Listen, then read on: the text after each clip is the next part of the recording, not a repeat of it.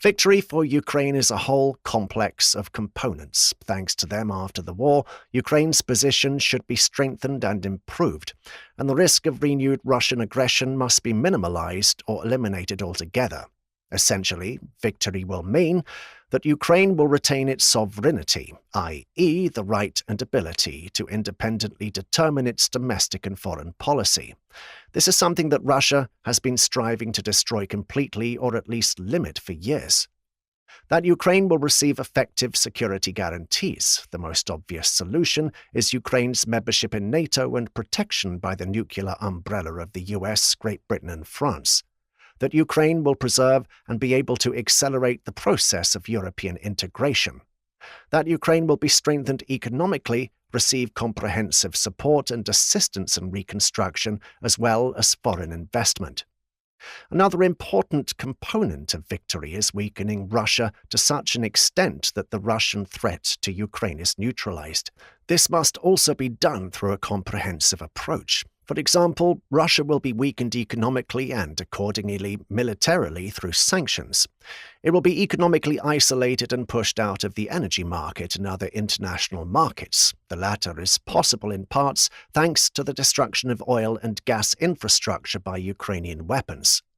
In such difficult economic conditions, when no one wants to be dependent on Russian oil and gas anymore, Russia is unlikely to plan military interventions in other countries.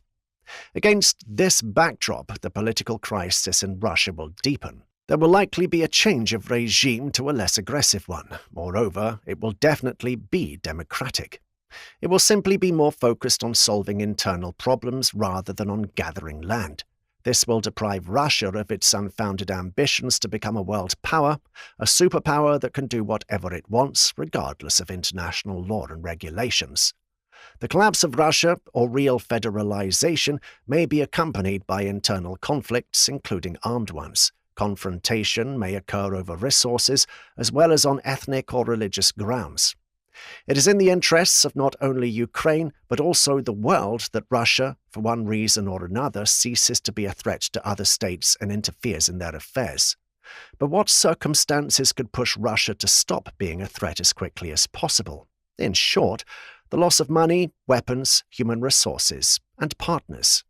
Military losses in both equipment and manpower, a reduction in economic resources that can be directed towards the war, depriving Russia of the ability to use energy resources and other economic layers as weapons, the elimination of Russian agent networks in NATO countries and beyond, information, economic, and cybersecurity. All of these are nails driven into the coffin of Russian militarism.